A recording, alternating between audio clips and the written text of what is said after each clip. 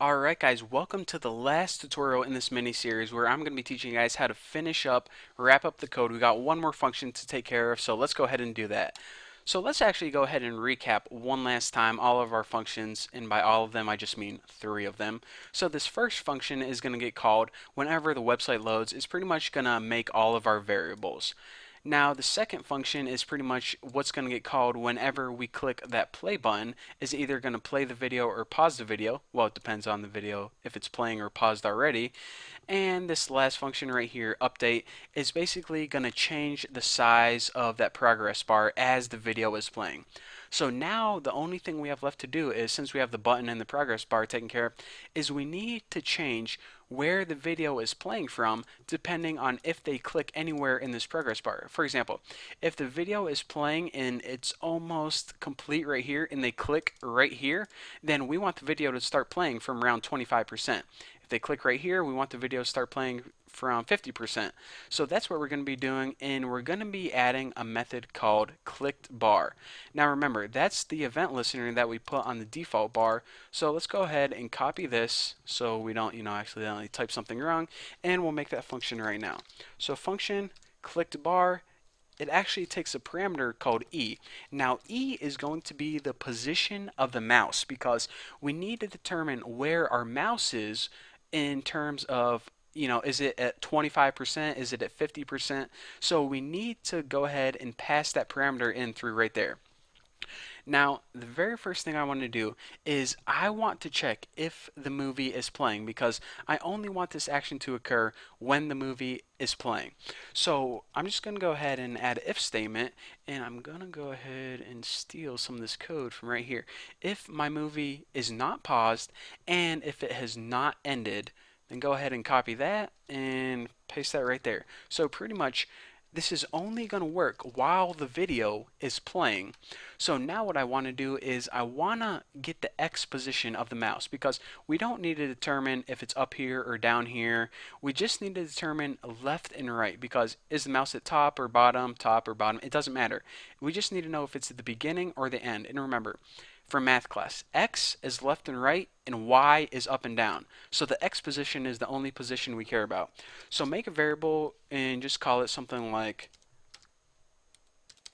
mouse X and set this equal to, remember, the E, what we're going to be passing in is the position of the mouse base. I'll just type this and then talk you guys through. E dot page X minus bar, and I might as well offset left. So, okay, I don't want to talk to you guys about offset. Pretty much the offset left is how far away from the left is concerning in reference to this element. And remember, this bar right here is the default bar, is the yellow bar. Basically, I don't want to talk to you guys about all this stuff because you guys should know from my JavaScript tutorials, but what this does right here is it calculates the X position of the mouse and it stores it in a variable called mouse X. So now what we can do is we need to pretty much change the position of the mouse and convert it to the starting time where the video is playing. So let's go ahead and make a new variable and I'll call it new time. And what we need to do is we need to get that X position of the mouse again. So just go ahead and hit mouse X, and what that's going to do is this is pretty much where it calculated that our mouse is. So now what we want to do is we want to multiply this by my movie duration and don't. There we go. I knew I had it somewhere. Way too lazy to type anything twice in a row. So what we're going to be doing is we're going to figure out where they click the mouse and we're going to multiply it by the duration of your entire movie. And if you take this entire value and put it over 600 or the entire size of your bar, which mine is 600 as you can see right here, but depending on your video player it may be a little different. You can even put 600 like that, but who wants to do that? What it's going to do is it's going to give you a new starting time. So don't really worry about this formula. Just go ahead and copy it. what you need to worry about is this new time right here is it's pretty much going to take where you clicked on the mouse and convert it into a new starting time for that video. So now you want to say, okay, instead of starting from the beginning, just start playing this video wherever I clicked. So if I clicked here, it's going to play, 1 minute in. If I clicked here, it's going to play 3 minutes in.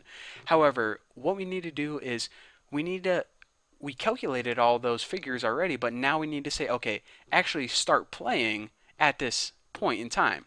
So in order to do that, go ahead and reference my movie, which is the video itself, and there's a property called current time. And this is pretty much where your movie is playing at that moment. And it's going to go ahead and change every second as your movie plays, but what we want to do is we want to set this equal to the variable new time. So there is a time stored in this variable right here, and depending on which value is where our movie is going to start playing. So pretty much just go ahead and copy all this code and don't even worry about me talking, but if you want to know, the inner workings of the video player, then that's all that. So pretty much wherever you click, that's where your video is going to start playing.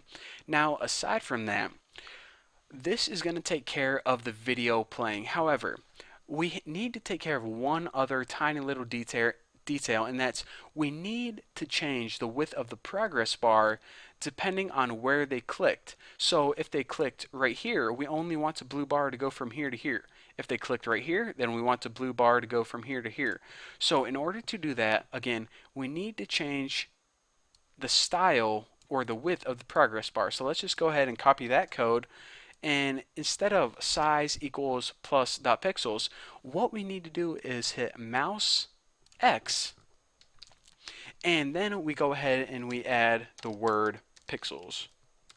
I don't know if that's the word, just the px.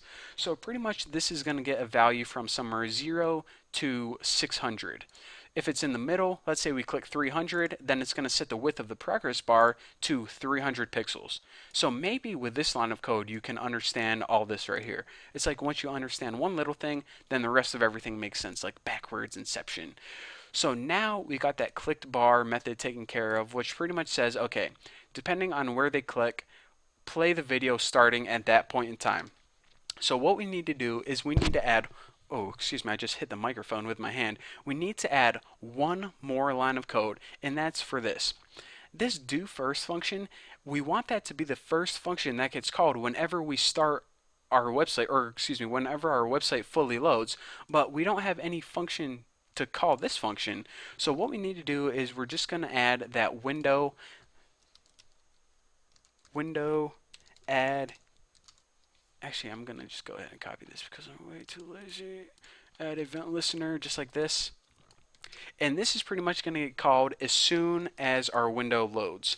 Why do I say that? Because the first parameter I'm going to type in here is load.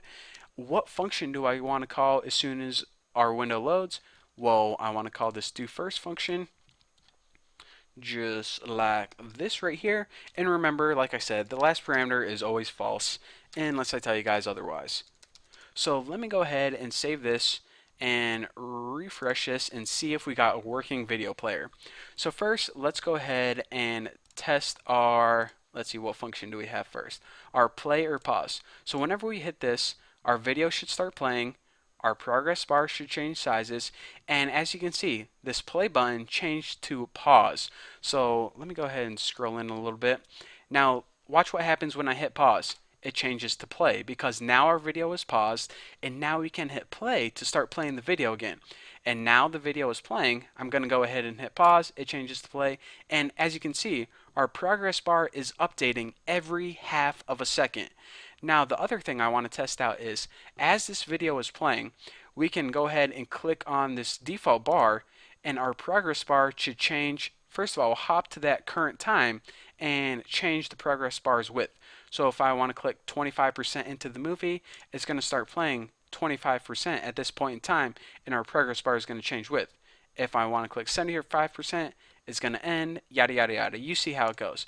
So basically all of our functions are working beautifully. As soon as our website loads, it calls this do first function, which pretty much makes all our variables, and then our play or pause is what's going to be sitting on this button. And well, That's pretty much it. I'm getting tired of talking. It's almost been 10 minutes. So again, I want to stress one last time. All of this code is available for free on my website. Go there. Thank you guys for watching. Don't forget to subscribe, and I'll see you guys in the next tutorial.